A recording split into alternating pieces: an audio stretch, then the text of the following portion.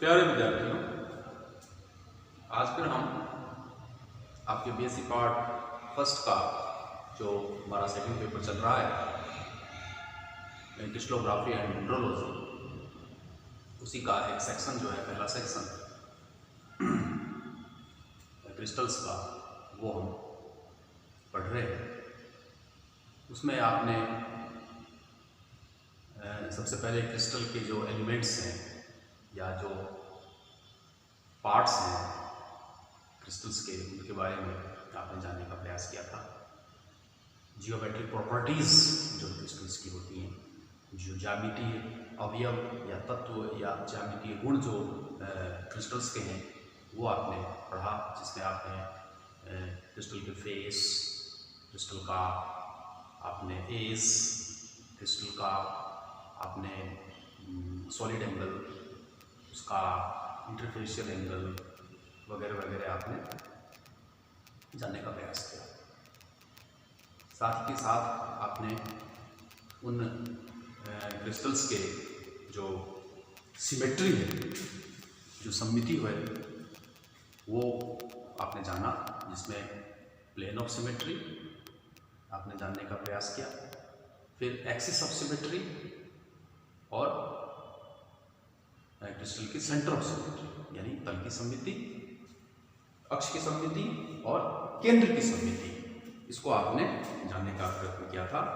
जो आपने plane of symmetry पढ़ा, उसमें आपने कहा था कि सममिति तल या प्लेन ऑफ सिमेट्री वह प्लेन है या तल है जो क्रिस्टल को दो समान भागों में इस प्रकार बांटता है कि तल के एक ओर का भाग दूसरे ओर के भाग का दर्पण प्रतिबिंब होता है। और घन का एक एग्जाम्पल आपने दिया था, जिसमें आपने 9 उसके तल की सममिति जानने का प्रयास किया था, जिसमें 6 तो पैरेलल होते हैं, समानांतर, 3 तो समानांतर होते हैं और 6 डायगोनल या विकर्ण होते हैं। एक घन का चित्र बना के डायग्राम के हिसाब से आपने जानने का प्रयास किया था। दूसरा plane of symmetry axis of symmetry, अक्षीय सममिति, यानी किसी भी क्रिस्टल को आप इस प्रकार पकड़ें, किसी एक ऐसे काल्पनिक अक्ष की आप कल्पना करें जिसको घुमाने पर एक पूरा चक्कर लगा होने पर एक समान दिखाई देने वाले जो फलक हैं या किनारे हैं या जो उसके कोण हैं, वो एक चक्कर में एक से अधिक बार समान दशा में दिखाई दे, तो उसको आप एक्सिस ऑफ सिमेट्री या अक्ष की सममिति आपने कहा था। और अक्ष के एक पूरे चक्कर में क्रिस्टल के बार बार समान दशा में दिखने की संख्या के आधार पर आपने उनको द्विमुखी, त्रिमुखी, चतुर्मुखी या षटमुखी, 3 फोल्ड, 4 फोल्ड या 6 फोल्ड के हिसाब से आपने जानने का प्रयास किया था। जिसमें आपने घन की जब बात की तो आपने उसमें बताए थे घन में 13 के आसपास जो है वो एक्सिस ऑफ सिमेट्री उसकी होती है, जिसमें 3 4 fold, 4 3 fold and 6 2 fold axis of symmetry आपने उसमें कहा था। आज हम उसी को थोड़ा सा आगे बढ़ा के आज हम देखने वाले हैं कि क्रिस्टलोग्राफिक एक्सिस क्या होता है। जो क्रिस्टलीय अक्ष है वो किस प्रकार से हम बनाते हैं, किस प्रकार से आप डायग्राम में देख रहे होंगे कि मैंने अभी एक क्रिस्टलीय अक्ष जो है वो बनाया है।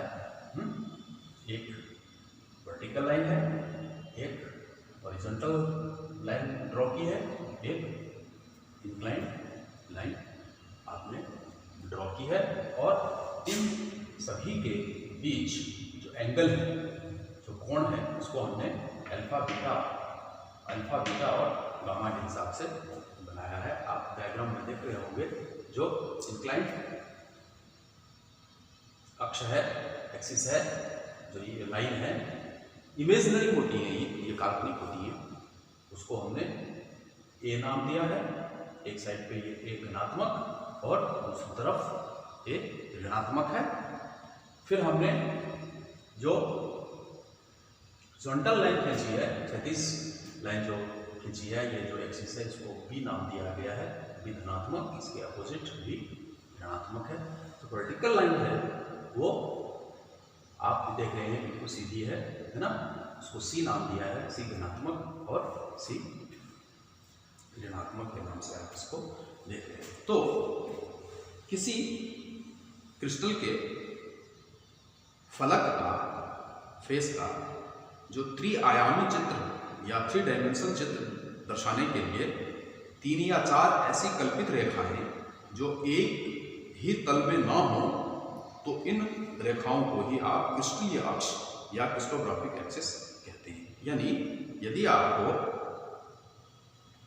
किसी भी क्रिस्टल के किसी भी फलक का, फेस का यदि 3 डायमेंशन में यानी त्रिआयामी चित्र में दर्शाना हो, तो आप क्या करेंगे कि 3 या 4 ऐसी लाइंस या इमेजिनरी लाइंस जो कि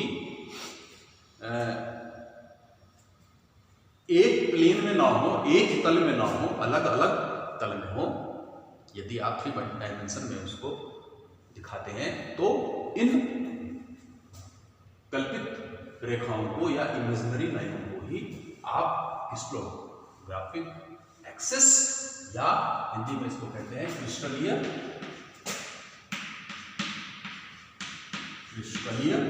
अक्ष, इसको आप क्या कि यदि किसी भी क्रिस्टल के फलक यानी फेस का 3 डायमेंशन डायग्राम यदि हमें बनाना हो, चित्र बनाना हो, उसका दृश्य बनाना हो 3 डायमेंशन में, तो ऐसी 3 या 4 इमेजिनरी लाइंस की आप कल्पना करेंगे, आप ड्रॉ करेंगे, जो कि एक प्लेन में ना हो, अलग अलग प्लेन में हो, अलग अलग तल में हो। तो वही जो इमेजिनरी लाइंस हैं या जो रेखाएं हैं काल्पनिक, वो क्रिस्टलीय अक्ष या क्रिस्टलोग्राफिक एक्सिस कहलाती हैं। और प्रायः ये रेखाएं या तो क्रिस्टल की या सममिति अक्ष, सिमेट्री जो है एक्सिस की, वो या सिमेट्री ऑफ प्लेन या तल की सममिति के अभिलंब या क्रिस्टल के प्रमुख किनारों के समानांतर होती है। तो ये जो क्रिस्टलोग्राफिक एक्सिस है वो या तो प्लेन ऑफ सिमेट्री या एक्सिस ऑफ सिमेट्री के अभिलंब होती है, या क्रिस्टल के जो प्रमुख एजेस हैं, किनारे हैं, उनके ये हमेशा समानांतर होती है। तो इस प्रकार आप ये कह सकते हैं कि ये 3 या 4 अलग अलग प्लेन्स की जो कल्पित रेखाएं हैं, इमेजिनरी लाइंस हैं, वही जो है वो क्रिस्टलोग्राफिक एक्सिस कहलाती हैं। और अल्फा जो है जिससे हम डिनोट कर रहे हैं, वो ए और बी जो इमेजिनरी लाइन है उसके बीच का है। बीटा ए और सी के बीच की लाइन का जो एंगल है वो कोण है, और गामा जो है वो बी और सी जो कल्पित रेखा या इमेजिनरी एक्सिस है उसके अनुरूप होती है। तो 2 क्रिस्टलीय अक्ष जिस समतल में होते हैं उसे एक्सियल प्लेन या अक्षीय तल कहते हैं। 2 क्रिस्टलीय अक्ष जिस समतल में होते हैं उसे आप एक्सियल प्लेन आप उसको कहते हैं। तो क्रिस्टल में अधिक सामान्य पाई जाने वाली जो आकृति है उसको एकांक आकृति या यूनिट फॉर्म कहते हैं। तो सबसे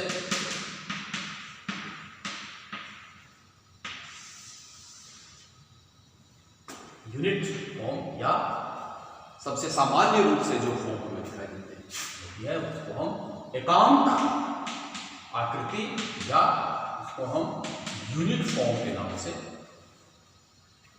हम उसको समझते हैं, उनको जानते हैं। तो एकांक आकृति के फलक क्रिस्टलीय अक्षों को जिस दूरी पर काटते हैं उसे एकांक लंबाई या यूनिट लेंथ कहा जाता है।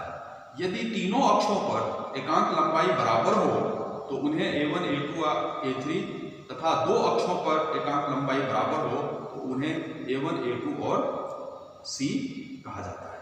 यदि तीनों अक्षों की एकांक लंबाई बराबर हो तो उन्हें A1 A2 और A3, A1 equal to A2 equal to A3 कहते हैं। और यदि दो तो सही हो और एक सही नहीं हो, एकांक लंबाई समान नहीं हो, तो उसे A1 A2 और C के नाम से आप उसको समझते हैं। ये आप इसको एक्सिस के लिए आप इस प्रकार कहते हैं।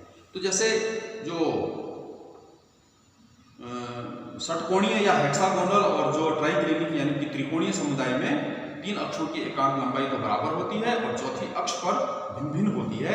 इस प्रकार यदि होती है तो उसे A1 A2 और A1 A2 A3 और C के नाम से आप उसको जानेंगे। ये किसमें होगी? हेक्सागोनल में।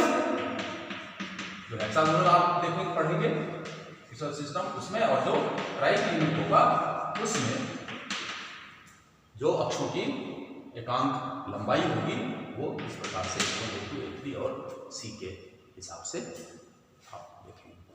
इसी तरह से एक आता है एक्सियल रेशियो, बोलते हैं एक्सियल रेशियो, हिंदी में अक्षानुपात। एक्सियल रेशियो क्या है, अक्षानुपात क्या है, उसको थोड़ा सा जान लीजिए क्योंकि आगे ये बार बार रिपीट होंगे। एक्सियल रेशियो, एक्सियल रेशियो के लिए कहेंगे कि जिन क्रिस्टलों में सभी अक्षों की एकांक लंबाई बराबर नहीं होती, उनमें बी अक्ष की एकांक लंबाई को एक मानकर, बी अक्ष की एकांक लंबाई को हम एक मान लेते हैं, एक मानकर बाकी के अक्षों की लंबाई उसी के अनुपात के आधार पर दर्शाई जाती है। और तीनों अक्षों की एकांक लंबाई का यह अनुपात ही अक्षानुपात या एक्सियल रेशियो कहलाता है। उदाहरण के लिए जो सल्फर है उसमें ये अनुपात A अनुपात B अनुपात C जो है सल्फर के लिए वो इसमें अलग अलग होता है, यानी A 0.81 होता है अनुपात, B जो है वो आपका 1 होता है और जो C है वो 1.90 होता है। तो इस प्रकार गंधक के लिए आप यदि एक्सेल रेशियो की बात करेंगे तो उसमें A अनुपात B अनुपात C जो है वो 0.81 अनुपात 1 अनुपात 1.90 हिसाब से आप इसको देखेंगे। तो इस प्रकार एक्सेल रेशियो हुआ और ये क्रिस्टोग्राफिक एक्सिस के लिए आप इस प्रकार की बात करेंगे। तो यह आपका क्रिस्टोग्राफिक एक्सिस बार बार ये आएगा। जितने भी सिस्टम आप आगे पढ़ेंगे, 6 सिस्टम पढ़ेंगे, सब 6 सिस्टम के क्रिस्टोग्राफिक जो एक्सिस है उनको आपको देखना होगा, पढ़ना होगा, उनके अलग अलग फॉर्म्स पढ़ने होंगे, अलग अलग पट्टियाँ पढ़नी होंगी, आगे की क्लास में देखेंगे। कल थोड़ा सा हम जो है जो आपका क्रिस्टल सिस्टम या क्रिस्टल क्लास पढ़ने से पहले थोड़ा सा क्रिस्टल स्ट्रक्चर देखेंगे, जो यूनिट सेल है उसका वो देखेंगे, जिसको स्पेस लैटिस कहते हैं। उसको थोड़ा सा हम 10-12 मिनट की क्लास में हम उसको जानने का